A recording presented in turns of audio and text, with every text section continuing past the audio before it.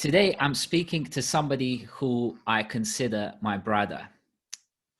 And I'll make a reason for why that is. But before, I go into my reasoning, first of all, Andrew, please tell us, who are you? I'm Andrew Hutchinson by name.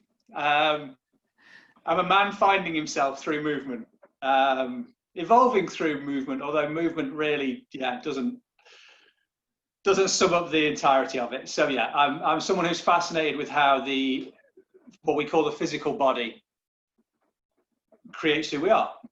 It shapes our experience, who we are, and our experience of what we call life.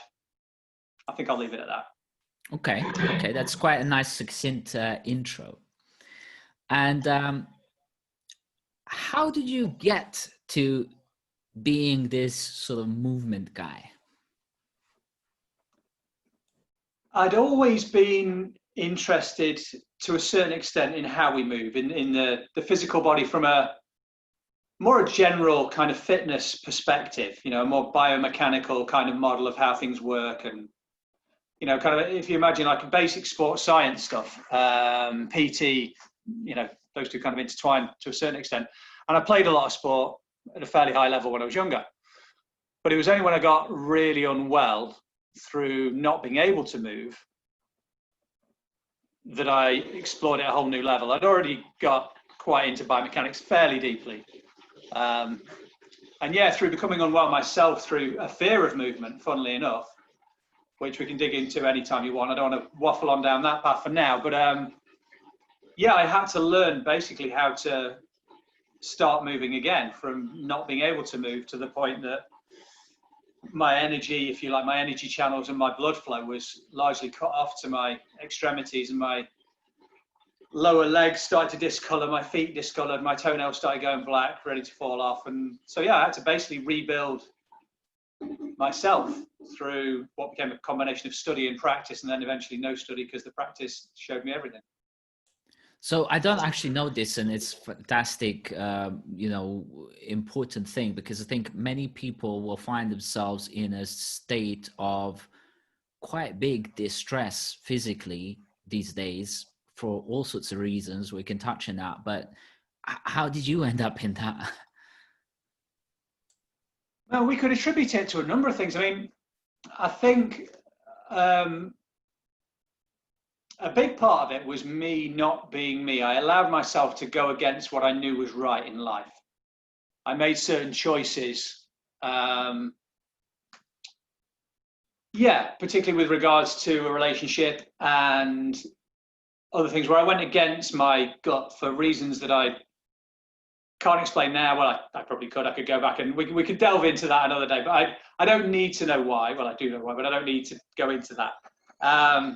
And I'd also got quite into reading a lot about the state of the world, in inverted commas, how the world really works, who really runs the world, all that kind of stuff, peak oil, long time ago now. And it quite clearly put me in we'll call it a state of mind, where I became fearful. And that fearful, I'll call it a mindset for now.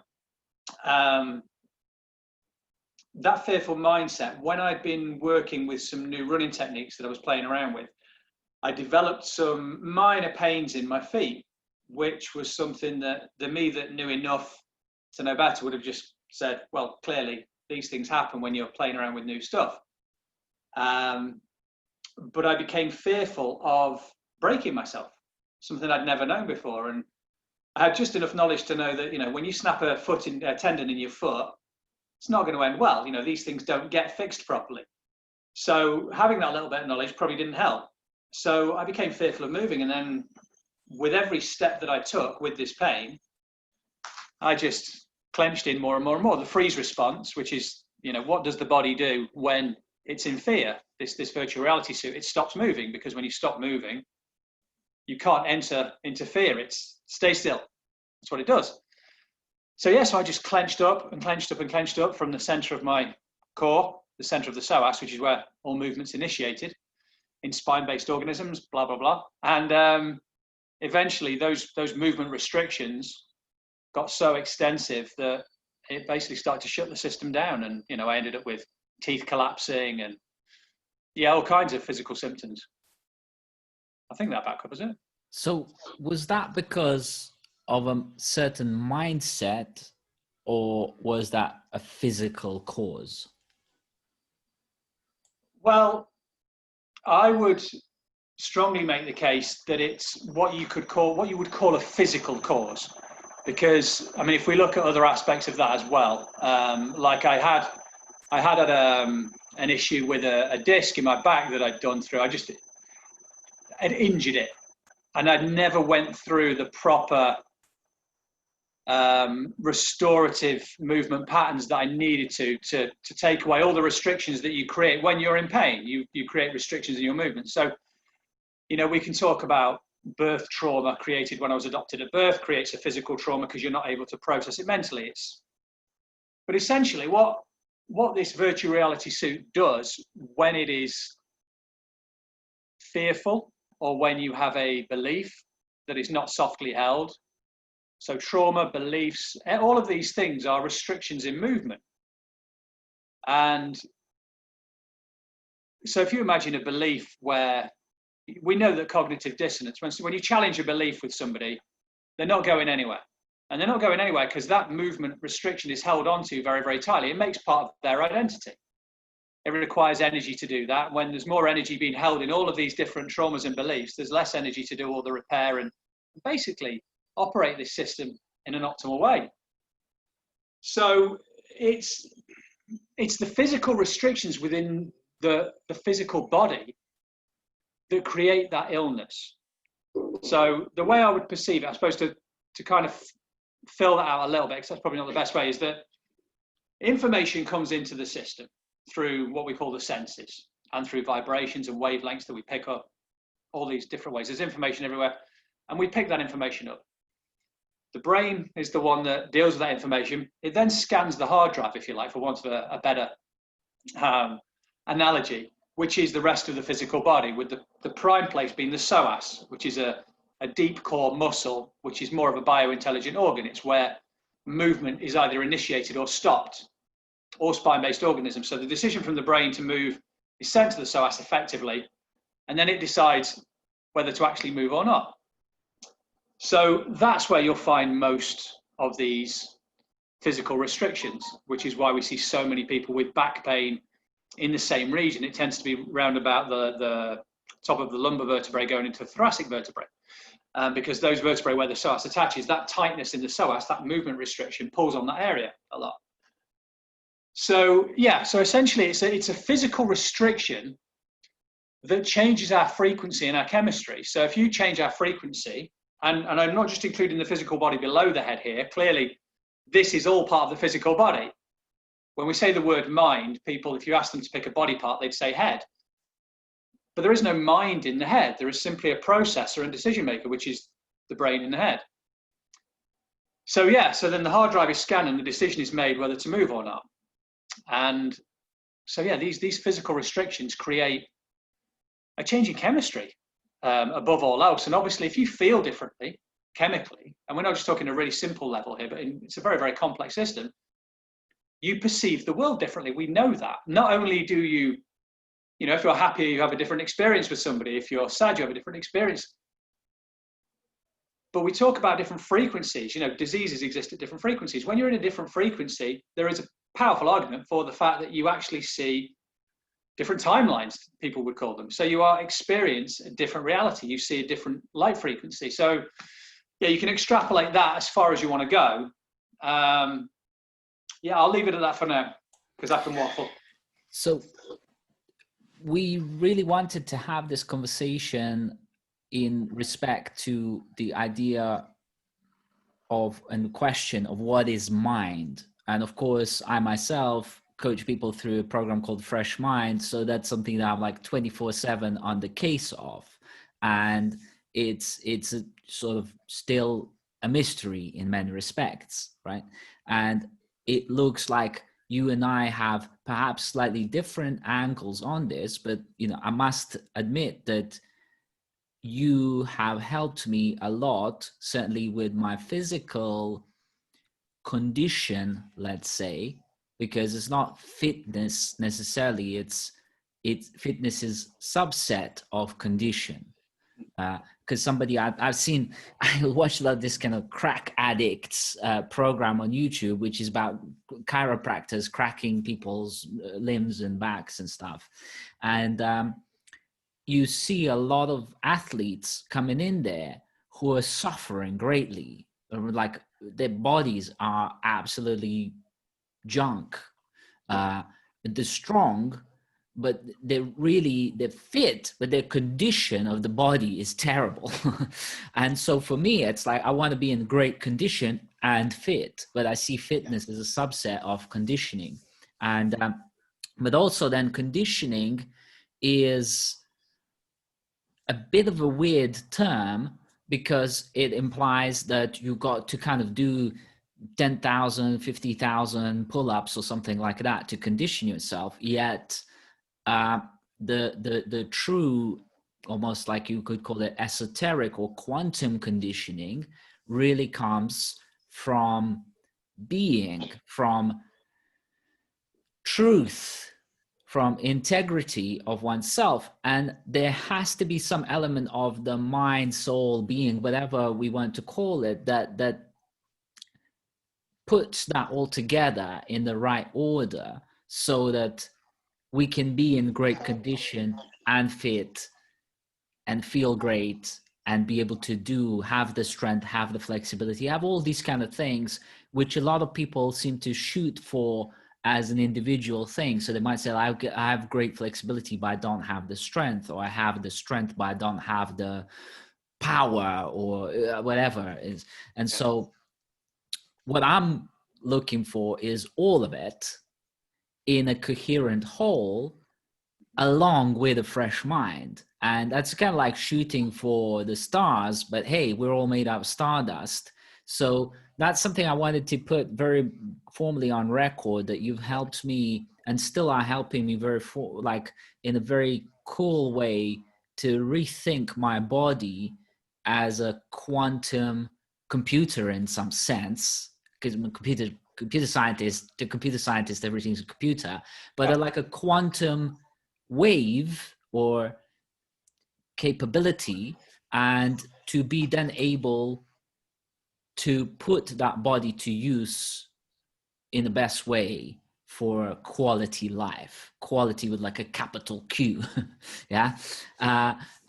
So that's something that I never expected to hear, but I heard it from you, and it's like, man, like, I'm so glad I'm speaking to all these kind of people that, perhaps many would go like, I'm not sure what he's talking about, because people are at different levels, there are different frequencies. And if we talk about spiral dynamics, then each stage is literally like, sometimes I describe it as water and oil don't blend. They can sit on top of each other, and they kind of can be in the same glass, but they don't blend together. And it's a bit like that until you reach at this integral stage, and you can start realizing, oh, all these things we're talking about are an integral part and a building block of what we call the life experience and being alive. And so that's very important to put there. And one phrase that we exchanged on Facebook was when you said mental strength is because of physical strength. And although I initially found it a little bit almost, how dare he say this?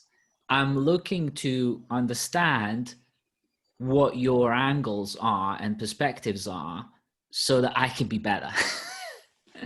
So tell me what you mean by mental strength is because of physical strength.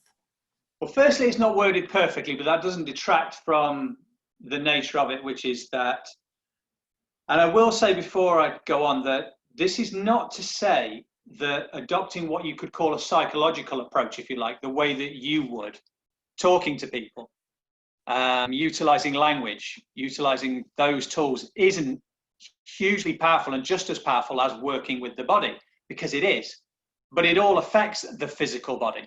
Yeah. So if we talk about the idea of whether you are a soul or consciousness, however anyone wants to view that, let's take the idea of a soul as an example. The thing that creates that soul's human experience is the physical body.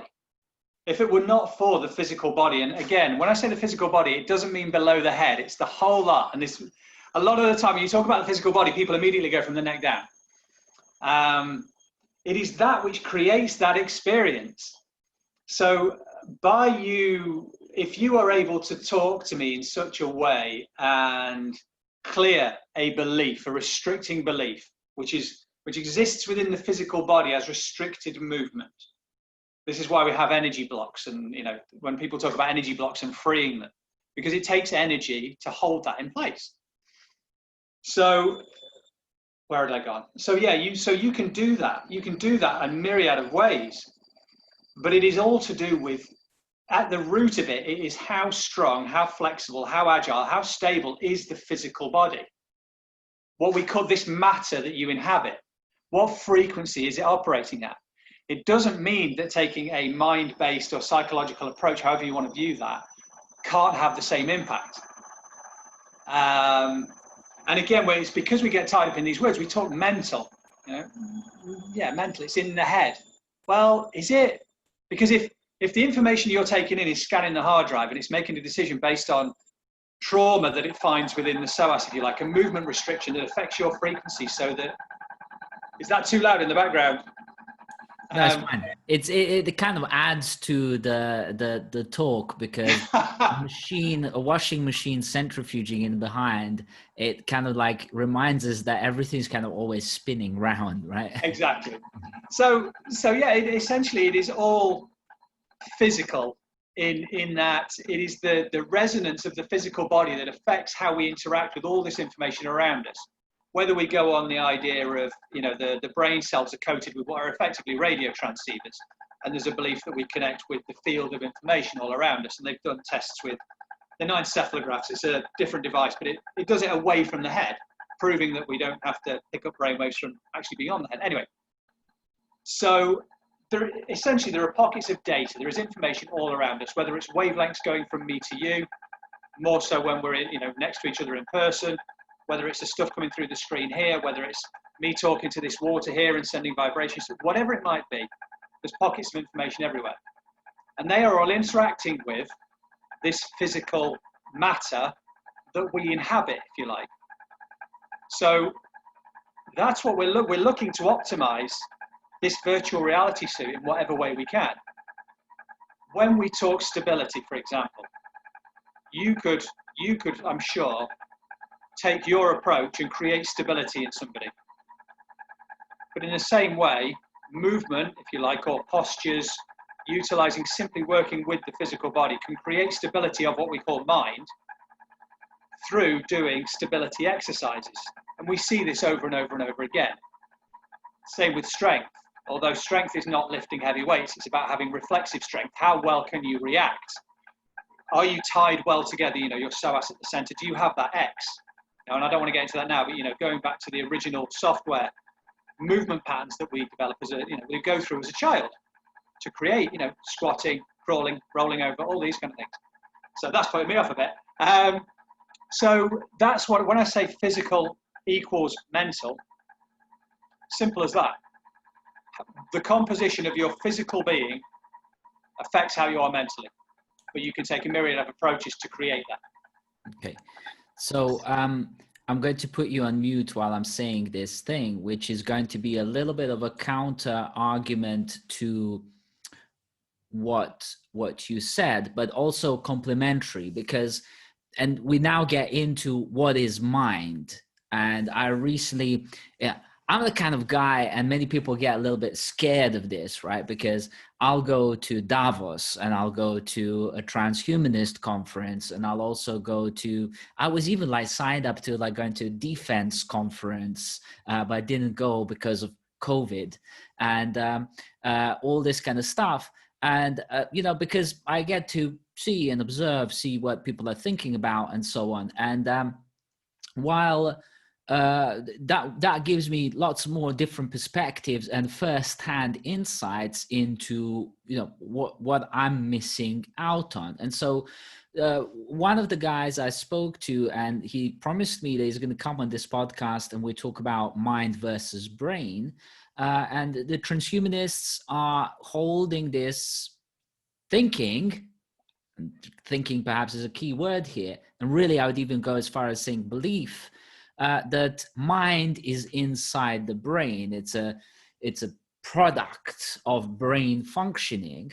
And so when I spoke to this man, and he's like a professor at Stanford and MIT, I think, and you know, he was like, mind is inside the brain. And I said, because he's like a scientist, you know, scientist, rationalist, all this kind of stuff. And I said, okay, so you say mind is in the brain.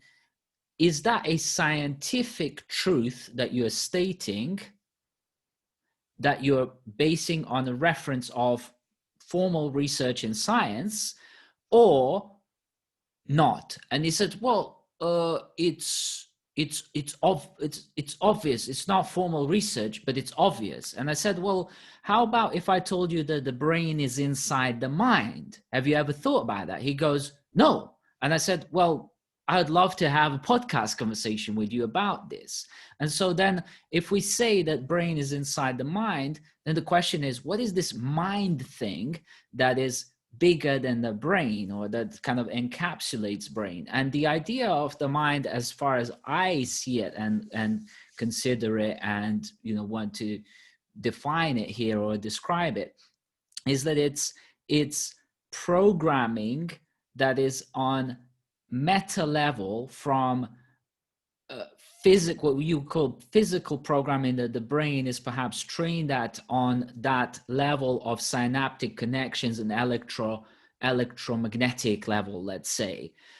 It's the programming that sits at a level above, at an abstraction above. And so when you say that everything is senses and driven by senses, in my understanding is that senses come only after a bunch of layers have kind of been penetrated through and sort of computed, so to speak. And those layers are layers of belief and that metaphysical programming that exist as a narrative, as a spoken and unspoken programming. Okay. And so you might find, for example, that a baby before it's born is already programmed to appreciate certain type of music because they've heard that kind of music. And of course, music is not necessarily something that, you know, when we're talking about original strength and psoas and doing what the baby does, like, I don't think like caveman, and I roll myself back to, let's say, caveman is like the original man, you know, human. I don't think caveman was playing fusion jazz music. Yeah. So fusion jazz music is product of mind. Okay. We came up with this stuff, and we sort of evolved this stuff away from the brain just kind of coming out of the womb and going, you know, it's like that stuff was not there. We made it. Okay. And so that's the mind stuff. When you look around yourself, every single thing you see in your house was created by the mind. And so the physical, the original physical construct is, in a sense, to now go back to transhumanists, is becoming quite outdated in many respects, but we don't want to throw the baby out with the bathwater, because I don't see at any point in time, you know, the reptilian brain being kind of swapped in for something else. It's like there to stay. And so the better we we learn to utilize it, the better mind we're going to be able to have. So in that sense, I agree with you that the physical impacts on the mental, because I even notice now, when I did Fresh Mind process, when I went through that, my clinical depression that I'd managed to develop had gone down and it's completely dissipated. I went to like the opposite end of some sort of like continuous everlasting bliss, which many people don't believe, but it's like, I'm like, belief is not required, okay, for this. And in that sense, there is an element of direct plugged inness or into the experience, the direct real experience, in which case, my hands and my head and all this kind of stuff is the realest thing there is and the most closest to me. And so I start actually integrating my body as the integral part of the mind itself, which includes and integrates the metaphysical and beliefs if necessary. But I'm saying beliefs are not necessary because it can go directly into reality and work with the archetypes and architectures on the metaphysical that help me create things that you see around your house. I can design a house nowadays. I can design a house even though I was never really formally trained at designing a house, because of skipping the belief thing. I don't need to be trained formally to be an architect to design a house. Because again, a caveman built his own whatever, found the cave and kind of pimped it out a little bit, and it was a house, right? And eventually that evolved into things, right? So caveman didn't have an architectural degree to do that. So that's my kind of argument, that the mind exists as an overarching meta structure, and it's impacting on our physical, but then the physical is also helping to keep that mind going in our creation. So what's your response to that? No, I'd go along with that. I mean, it's again, the words, we're restricted a lot of the time by words, trying to, there was one thing you said, purely sensory driven. No, I don't believe everything's sensory driven. And yet we're talking about our experience. I mean, if everything is simply data, we see, what is it, 0.05 of everything that exists in our light spectrum. That's what it's believed. So there is a staggering amount of what we believe to be data pockets, vibrations, waves, however you want to see it, however they're traveling, all around us. So that to me is mind. I don't believe you have your own individual mind. The same with you say brain lives within the mind. So the mind to me is everything. It's all the information, You change all the time. So, you change your mind because you are constantly changing. I struggle with structure in any of this to an extent, because if we were to shift frequency, I wouldn't even see you. I would see some kind of different energetic vision, would appear to me. However, coming back to our reality as a human being, as far as we understand it right now, we have these virtual reality suits, these computers, these incredible computers that we've been gifted, that work on a sensory basis. So it doesn't for 1 minute say that the mental, physical and mental, the fact that they're even separate or seen as separate, because they're not. How can they be? Mental is simply a definition of things that we do, like thinking. Now, if having thoughts is not somehow connected to this physical body, well then, we know it is, because the thoughts that we have depend on our frequency, depend on how we feel, depend on how we're resonating, whether that's because I'm picking up different things from the morphic field, which again, it's a theory, it can't be proven true. Science would suggest very much that it is. So I don't know if I've got a lot more to add than that, other than it would be very, very easy it's very easy to go off on this angle and that angle and propose a whole number of potential realities. But essentially for the purposes of this human experience, as most of us experience it right now to one degree or another, there is no division between mental and physical. only our interpretation of that. And with regards to, and our brain sits within the mind, but our whole body sits within the mind. So check this out. What's this? Your hand. But the word hand in Bosnian language is ruka. Yeah. So both of those words are sounds, but you understand hand, I understand hand and ruka. Yeah. Okay. But really what this isn't hand. This is a bunch of information. It's Exactly. the stardust. Exactly. But you and I understand it as hand. And when you say it's hand, I go, yeah, it's hand. Yeah. So that hand, the word hand is mind. The stardust is reality. Yes. Okay. And so if you think about it, we're actually communicating through our minds and common understanding.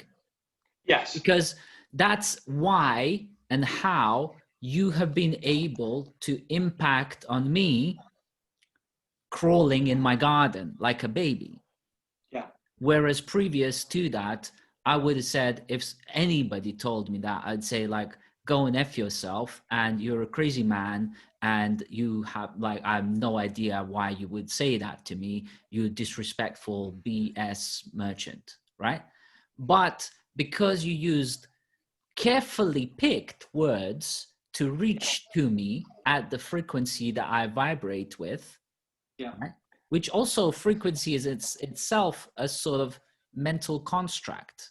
Yes. Yeah, Absolutely. But we know that words like follow these rules and orders up to 10 p.m. every day, and those words resonate at a certain level to the words of I love you, you beautiful, sexy beast, and I love your smile, and I want to hug you next time I see you. Let's go, champ. There's very different frequencies to that. Yeah. Yeah. And those are mental states, stages, and they can be very carefully picked to even impact on human body condition. Because if you say to me in the latter way, let's go, champ, I love you, just go and crawl a little bit in the garden and you'll feel like a baby, I'll be like, I'll try that for for whatever it's worth, right? Yeah.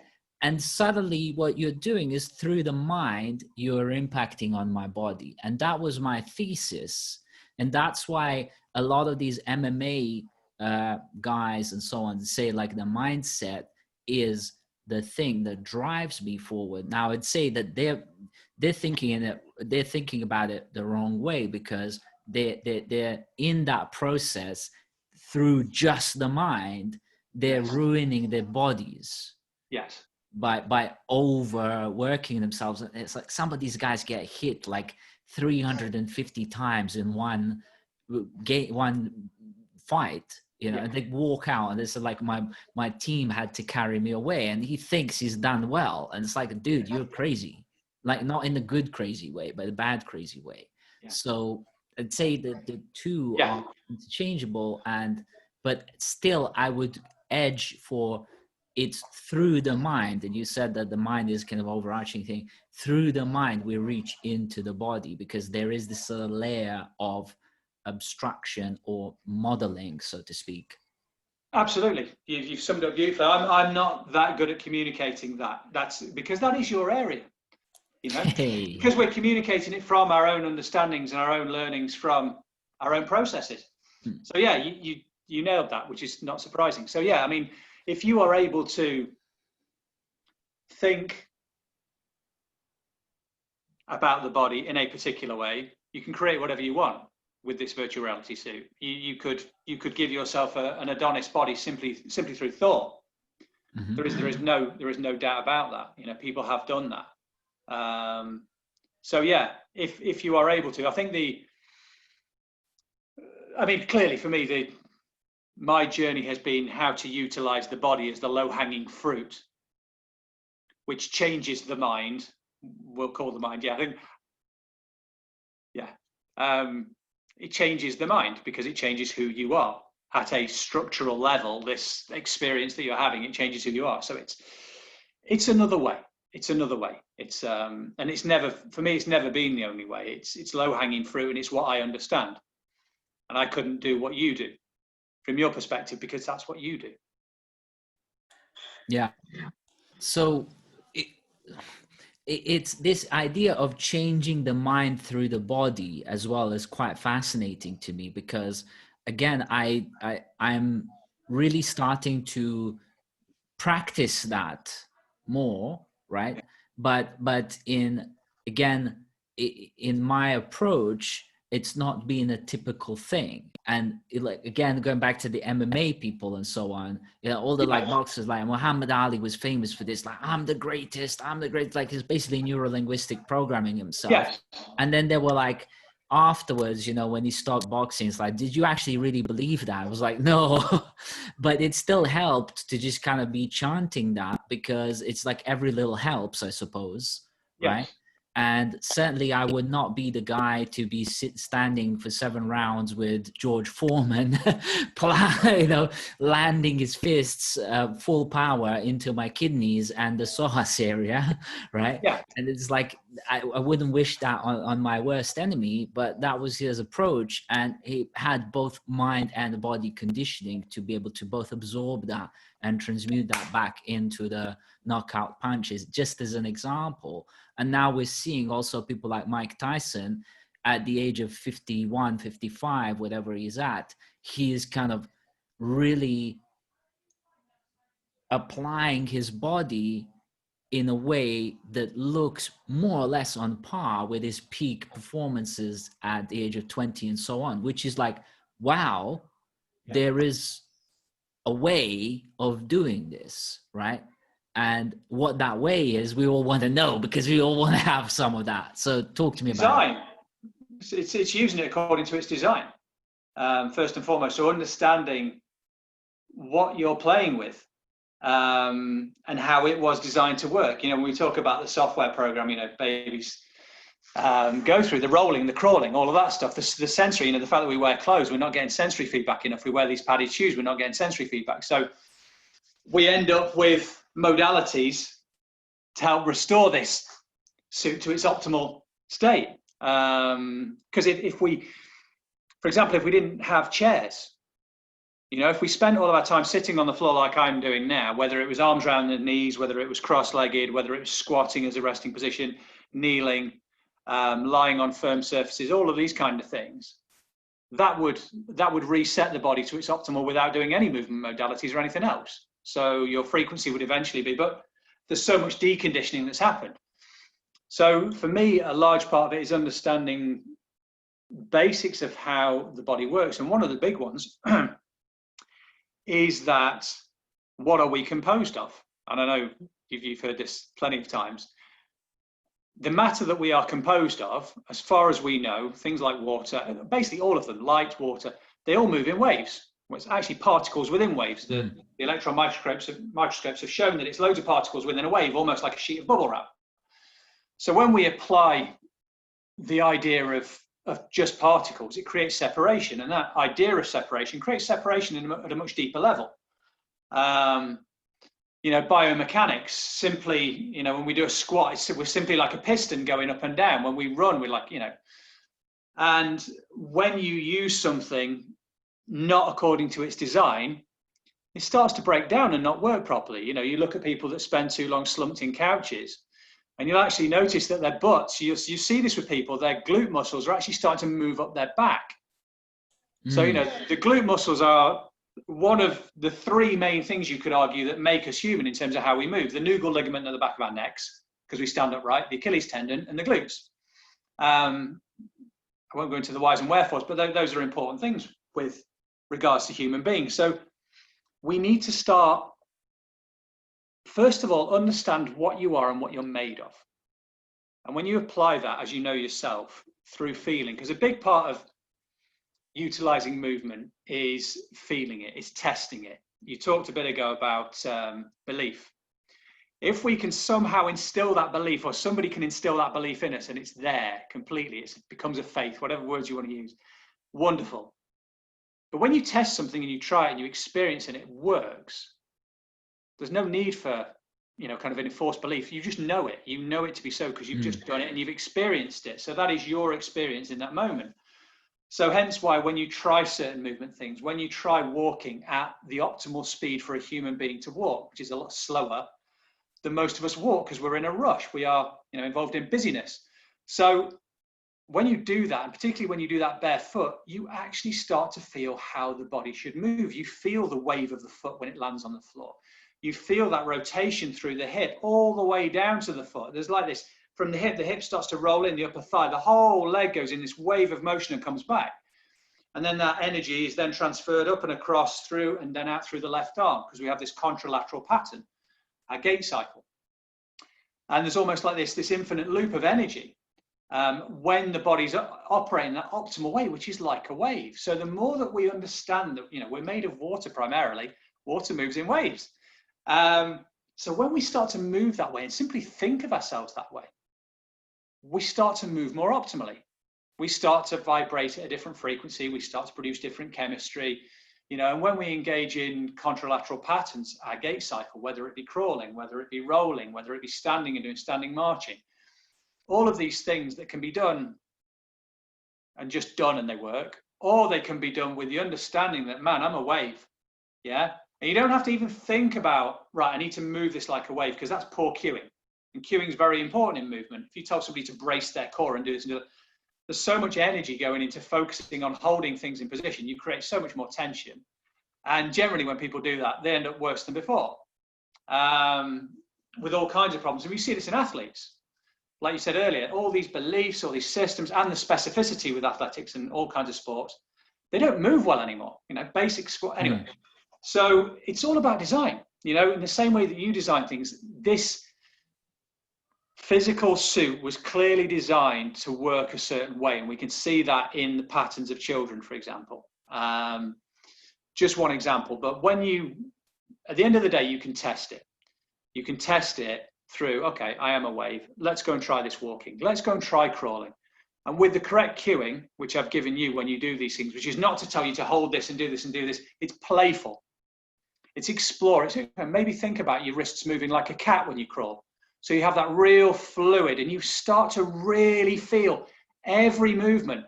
And when it connects in that way that it's supposed to move, you feel it. And I know you've experienced this because it just goes bang like that. And you feel design, you feel correct design, you feel stronger, you just know you're moving well. Because the system tells you, yes, it gives you a resounding, you are moving the way I'm intended to move. So that's what I love about the movement side of things. And again, it's just one aspect of things. But it can be really powerful when the cueing's correct and you understand what you're playing with. And you approach it in a playful fashion. That's not full of instructions. It's full of play. When you're crawling, okay, all I need you to do is look ahead. That's it. And then play. Pretend you're a cat, whatever it might be. Feel it. But I want you to feel it. Slow it right down if you can. Yeah, because within kind of stillness and really slow movement is when we feel more. And it's the same when we walk. When you walk at that really slow pace, when it's a pace you just find it. If you slow down, you'll find it. And everything will just light up. It'll be as if you're standing still. You'll be able to see everything as if you were just stood still. You'll have that feeling of just taking in way more information, but you'll still be walking. Because none of your energy or awareness will be dedicated to walking, because it doesn't need to be if you walk at the pace you were designed to walk at. Yeah. I won't go on too much there, but it's... I experienced this today in cycling, for example, and all cyclists know the importance of like holding a steady pace. But to somebody that's like an innovation guy like myself, holding a steady pace sounds like a boring thing, right? I'm doing the same thing over and over. But what even the wording steady pace misses out on is that you actually, by doing that, you enter a state of flow, which is that wave that you're talking about. And so I entered that state of flow and I cycled back home completely in flow. And And I came back and I checked my Strava log, and I haven't cycled for like good couple of weeks now, so my conditioning has gone down, or fitness has gone down. But I came and I broke a bunch of personal records that I wasn't even aiming to break, but it was natural outcome of just remaining in flow for a long enough period. And it's a weird and wonderful feeling of you're cycling and you're just basically using the weight of your legs to just kind of go with the flow, go with the rotation, go with that centrifuge that you were having earlier on. And because things rotate like this, they're driving themselves effectively. And you want to tap into that drive, which is what judo is all about. So my son was being trained judo, and one of his coaches is like European champion. And I went to him, and at the time, the fun thing was the little fidget spinners, right? So you're like, with the fidget spinner, you spin it around and you hold it in your finger, and it's kind of going round. And I said to the European champion, I said, "That's judo." And he goes, "Yeah, that's correct. How do you know this?" And I said, "Well, I just understand this principle of Wu Wei, right? That you're using the other persons or whatever other energy is available to rotate it and spin it and work with it." And so, but that's quickly forgotten about, because again, the mind comes in and the mind wants to control and wants to go, no, you press on. You want to break your record. You want to like do better than the next guy, or you want to slow it down because you don't wear yourself out, or stuff like that. And that's all kind of belief and chit chat and stuff. And when that starts kicking in, it never really helps. And so one thing that I wanted to ask you about, and this is something that, again, you and I, when we speak, I say like all this time, it was right in front of me, but it wasn't obvious enough, right? And we want to talk also about sitting, but one of the things that there was a TED talk about, there's nothing obvious. There's no such thing as common sense, right? Nothing is obvious until it's obvious. So like, just talk to me about how do you make these things more obvious to people? Because to you, it's like just common sense. But to me, it isn't necessarily, because I've never practiced this kind of way of treating my body before. Yeah, I'll be the first to admit that it's something that I'm still learning. Working with you and a few other people has been an absolute pleasure, because when somebody is in that place of understanding, we'll call it a state of consciousness, where I communicated stuff with you and you just got it straight away. There were no barriers at all.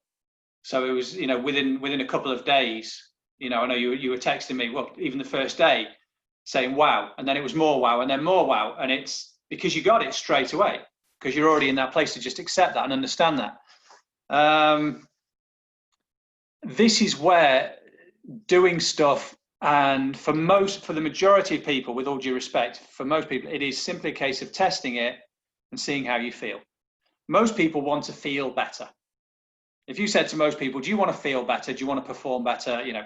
Okay, we can make that happen. Do this and that will happen.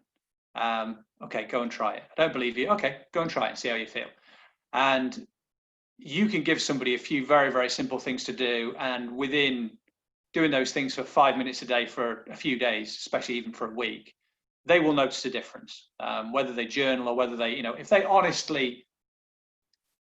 honestly able to reflect on that, they will notice a difference. Even within a week. Give them a month, and yeah, you're going to see considerable change. The one thing that I have come across from time to time is people are so busy doing a whole number of things that they don't necessarily attribute the benefits, even though you can clearly see it was, and that's not being biased. Oh, I better plug that in and switch on over here.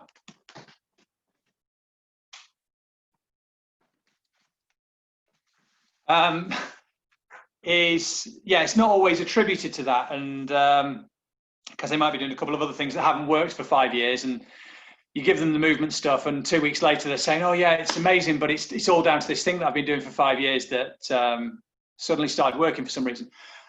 Because the movement stuff integrates so smoothly.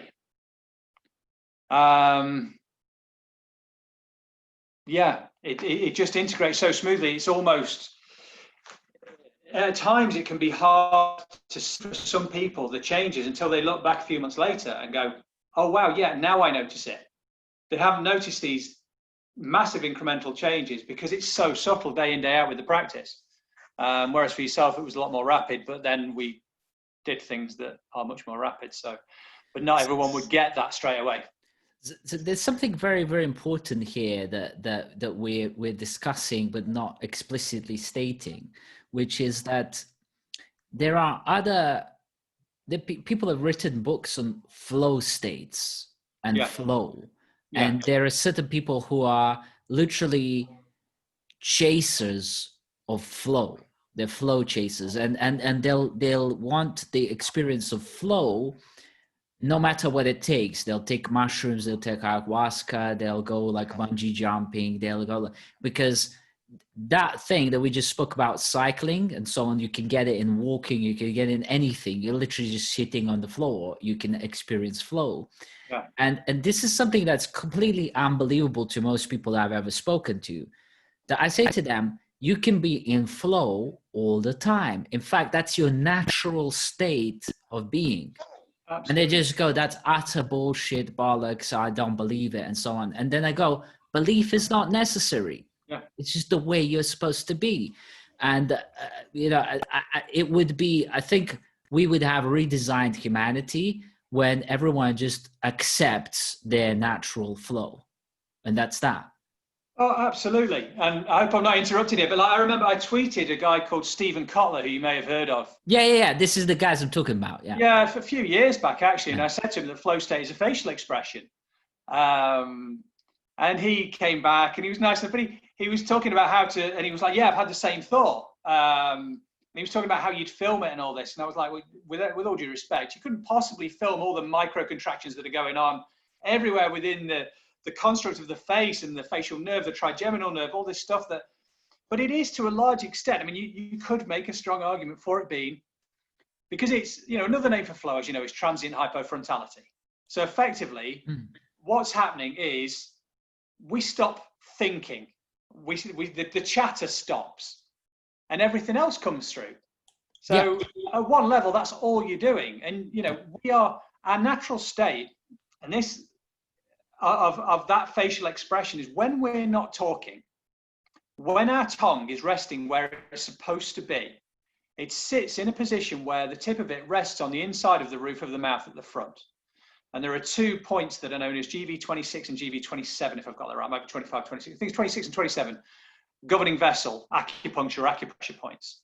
And when you breathe in, if you close your eyes, you can breathe through your nose, you can feel it like this draft on GV26, and as you breathe out in 27, parasympathetic, which is neutrality, if you like, which is that state of, if you bring your awareness to this area underneath your nose here and give it a short while, I do this with people sometimes, I'm not telling you to do it now, you will notice this calm descent, this flow-like state, because you have allowed this thing that interprets what you see into your reality. Because most of how we, so say however you interpret your experience, right? What turns it into a chemical reality, into an energetic reality within this suit, are predominantly the expressions of the face. Thousands of micro contractions happening every moment. There's a reason why we've got this facial nerve, then the trigeminal nerve, and it goes straight into the pituitary and the pineal gland and causes the secretion of certain chemicals. So if you keep a neutral face, and this is where stiff upper lip comes from. If you think about keeping your stiff upper lip, you become fearless because there is just no emotion. because you've completed this circuit, the energy's flowing beautifully, you've completed the two tips of this energy circuit by connecting the tongue, which is one tip, with the front of the mouth. Anyway, so yeah, it's I agree with you 100%. Flow state is our natural state. Why is it that people, when they go on a 10-day vow of silence, have, most of them, the most profound experience they've ever had? Because they've basically entered flow state, which is when we don't talk all the time, explaining everything. We simply be. Literally, as you were saying that, I was practicing that tongue thing, and I was like feeling, man, like I was having like a head trip, and I was like borderline crying tears of bliss. It's quite something.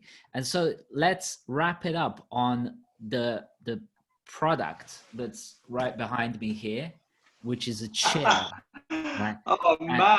And then you said to me in one of your voice notes, which I'm gonna have to work out a way of like just downloading them all and putting them into some sort of archive, or even publishing them. But so you said, I don't want to use the words, but sitting is going to destroy you. And then today I come across a TEDx talk called "Why Sitting Down Destroys You." So just tell that explicitly, please, because I want to sort of preface this by saying that, yes, the mind has designed a lot of these things that are around us, but like non-fresh mind has designed a lot of things that are actually really destroying humans. And that's why we're actually seeing right now the whole humanity is going through a process of self-destruction, from plastics to vaccines to self-made viruses to all sorts of things that we don't need, disposables, masks, blah, blah. Everything's just polluting, cigarettes, alcohol, all that stuff. And one of those things that's destroying us is a chair. But tell people why the chair is destroying us. Foundations, simple as that. Whether you take the chakras as an example. So we can talk about there being hundreds of chakras and chakras outside of the body, but for the sake of this, the chakras that reside within the physical matter. As with a house or anything, if the foundations aren't solid, then nothing else can flourish. Everything else collapses. Your pelvic floor, for want of a more explicit, we can get into, the idea of the gracilis muscle and all. Basically, that area is your stability. We can talk about the feet, how they play a role, but that area, if that's not stable, then nothing else can flourish. And this is well known, in the world of the more kind of esoteric traditions. So the changes that happen chemically and structurally within the body when you sit in a chair, you're deactivating the glutes, you're causing poor spinal posture. And posture is not about holding a position. Posture is about having good reflexive posture, but you're also turning the pelvic floor to mush because it's not active. So when you sit for long periods of time, that becomes deactivated. And when you don't use something, you lose it. It just becomes mush.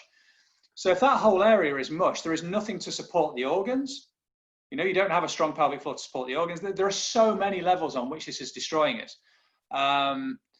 When that area is stable and has the appropriate amount of tension in it, and the appropriate amount of strength, it creates such changes energetically and chemically that we are a different person.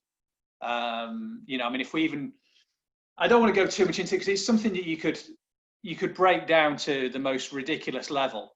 But essentially, it is changing your posture in a way that is changing you for every moment that you spend sitting down and after that, because as the structure of your muscles, the structure of the makeup of your virtual reality suit just basically turns to mush, and you've got nothing to support all these other systems. So, but if we took one muscle, which I'm particularly fond of in that area, which is the gracilis, which is the muscle that kind of completes the final part, one of its roles, is to, as we thrust, if you imagine the thrust of the pelvis, which is almost like an expansion into the world, a lust for life. Instead of being contracted, we are expanded. And we know that when we're expanded, we express different chemistry, different energy. The gracilis gets completely and utterly destroyed by sitting. It is the one, and you can actually feel, if you sit down in a chair and you bring your awareness to where in particular feels like, pay attention when you stood up, and then when you sit down, which bit feels like it's almost disappeared. You can feel it. It's just kind of, I won't explain it to you, you'll feel it. It's the gracilis. And that muscle is known as the muscle of love. For obvious reasons, it is the muscle that plays a large part in that thrust, that expansion, that love for life, that lust for life. We can think of it in a more carnal way if we wish, but essentially that's what it is. There's a reason it has that name. So when you deactivate and turn to mush the muscle of love, no, it's never about one muscle, because it's, the whole system, the fascia, the whole shebang. What do you expect? I would expect less love, less love for everything. And you can see this reflected in, the human species to a certain extent. Hopefully that's changing, but this is one way to change that. If you could design an optimal device to destroy human health, the chair's pretty much as good as you can get. Putting somebody in that position and deactivating all the stuff that they need, your spine. It's which would explain, and now I'm still manning your argument here that body plays a part in or defines how the mind feels. That now most people who are professionals and so on, working from home and sitting more than they used to sit, because even that trip to the office now looks like, hey, that was like my opportunity to exercise my gracilis. And now I just get out of the bed and straight into the chair, and I tend to work longer hours. I don't take a lunch break necessarily. I don't walk to the office. And now I'm just constantly sitting. And no wonder many people are just feeling worse and worse and worse over days, and experiencing Zoom fatigue and all that kind of stuff. Whereas actually this need to redesign a lifestyle of virtual working and so on. And my master's degree thesis almost 20 years ago, 2002, was managing virtual teams in completely virtual environments. And my argument was that, one of my arguments in that thesis was that virtual team working should not emulate the lifestyle of work that we used to have in the office, where you're sitting next to each other, usually not talking, but it's like if I'm sitting and looking at the screen and you're sitting looking at the screen, we both are thinking we're doing something, and most of us are just kind of clock watching, like waiting to go to home. Like virtual team working should be happening as much on the move as possible. I'm a big fan of fishing and so on. So like if you can be next to a river, walk around, stand, and all that, fish while you're having a meeting, do that, because it's much better for you. You'll actually contribute better ideas to the meeting if you're fishing and chatting, as opposed to just sitting on a stupid chair, however quote unquote comfortable it is. It's not good for your psyche. It's not good for your mind. No, and like you just said, the environment is so important, but also this whole hunching, that the arms come forward, the head goes forward. It's all just this closing off to the world. Yeah. And there was something else I was going to say, but I've completely let it slip my mind. But there comes the mind in the final closing. It's like, what's mind got to do with it? But no, that was it. Sorry, yes, it's. In terms of the movement and the environment, absolutely. Also, it doesn't even have to be that. It's so simple. It's about getting back on the floor. Now, whether you're kneeling, whether you're sitting cross-legged like I am, we can design desks. My coffee table, admittedly, is not perfect that I have in front of me, because it has one of those lower shelves. So I couldn't pull it over my knees. But to have something like this, a desk that you can literally just pull over into your lap and sit like this, because if you had your hands at this height, so you've got your arms perpendicular here, so there's also not that hunch notion. You've got the table pulled over your lap. If you were sitting at a computer doing this, and you had the screen at the right height, so you're looking at the kind of horizon level, if you like, way better. So even if you do have loads of work to do there, that could impact you so positively simply by changing that one thing. I need you to design a desk. Well, I think we've got to design a desk together and make an impact on the world. Really, that would be like an amazing, massive redesigning humanity kind of project. Yeah. Because going forward, it looks like, you know, virtual team working is going to be the norm, and that's a good thing in many respects because people can spend more time with their families and so on. But it's not a good thing if they're killing their bodies and their minds through that. Yeah. It's not good. No. So, my brother, how can people find out more about you? Who are you looking for? Tell the world who are you looking for.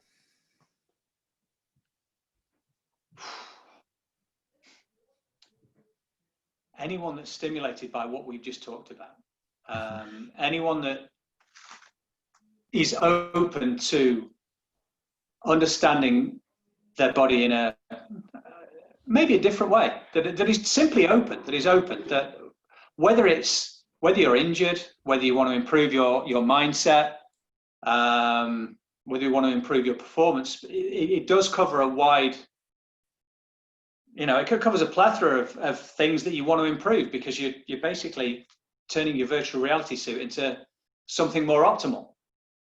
So I know that's not fitting any niche, but I think it's really more somebody that's open to understanding that's heard what we've said and goes, do you know what?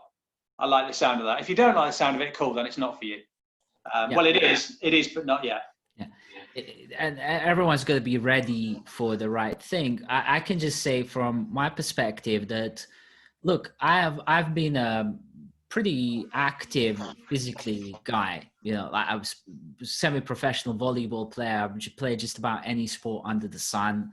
I love playing sports and so on. But there is very, very big difference in what you advise and what everyone else I've heard loads of coaches. I've got loads of coach friends. My daughter's studying. Basically, my daughter's a Wimbledon tennis champion 2030. Yeah. And of course, she's being coached by very great coaches. So I'm watching that and I'm learning that. But it's what you say is completely different, and it's not a kind of masculine that kind of thing. It's not even feminine kind of thing or like some sort of sexy moves. It's not a guru kind of yoga stuff, which most of the time when I see that, I'm like, oh, I'm never going to do that in my life. I'm just like, that guy's been conditioning himself from the age of 3 or whatever.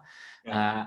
And so none of those things really fit me, and certainly my lifestyle, which tends to be quite a lot of chair bound. And now I'm getting out of the chair, no matter how comfortable it is, and actually redesigning my life to get out of the chair because of some of these things that we spoke about. But then there is ways of having those aha and wow moments, which I keep having with you, that then mount up and create this exponential change and reconditioning that becomes continuous state of flow that gives us both physical and mental unitive, integrative betterment of self. And even silly things like we have still working We Fit board. And let's say before I started working with you, I'm now physical age 39. My We Fit age was something like 46, 3-4 months ago. And now my We Fit age is 26, and my balance on the We Fit board, even though when I started was a kind of 2% off, which is actually quite a lot, now is almost perfect on the 50-50, which I've never had before. So that's a huge difference. To get the perfect 50-50 thing on the We Fit board is virtually impossible. I'm almost there. And the reason for that is because of that body awareness in an integrative sense, which is quite miraculous. So that's my kind of shout out to your work and your advice and your guidance. Really, it's not coaching, it's guidance. It's almost like a bit of motivation, but motivation in the right direction. It's a pointer in the direction that certainly I haven't thought about before, And as put that into action, it's like, yeah, it works. I love my boy Andy. And so that's just thank you very much, and you absolutely rock. And whoever's listening to this, reach out to Andrew. We'll link to the is it good if people reach out to you on Facebook? Is that okay? Yeah, that's fine. Website currently undergoing work, to say the least. Awesome. But yeah, I don't want to add too much to that, but thanks very much for what you just said. But it is really understanding the design. Mm-hmm. And that's when you understand the design, and you add these little things that you can, these lifestyle changes that are easy to do, because once you try them, you want to do them again. And so there's also a subtle thing there to say, which is that, for example, as I say, and a lot of designers and people who are like professionals are looking to do something different. That's why I think a lot of people always like, oh, I want to go on a holiday here, a holiday there, a holiday there. You don't usually go to a holiday in the same location all the time. Why? Because people have a tendency to become bored of habits, okay? Yes. But actually, good habits you should never get bored of, and you should practice them effortlessly in a flow state and continue doing them in a way that doesn't require thinking. That's just natural, organic way to do. And this is what I'm tapping into more and more. Yeah. And it's like, this is what I was always looking for. And all the measures, and as me being a scientist, looking to track and measure everything I can, it's all pointing in the right direction. So that's also a secondary validation for me, that it's not just I'm deluded thinking that something's better. It's like, I know it's better, even from external places as well as internally, which is also another integration that we're looking for. It's like, it doesn't matter if everyone else thinks I'm great, fit, conditioned, blah, blah, blah. If I'm feeling crap inside, it's no good. Vice versa. If I'm feeling great and everyone's like, dude, you're like absolute mess, that's also no good. It's got to be both in and out. And so that's happening. So namaste. Thank you very much, brother. Thank you.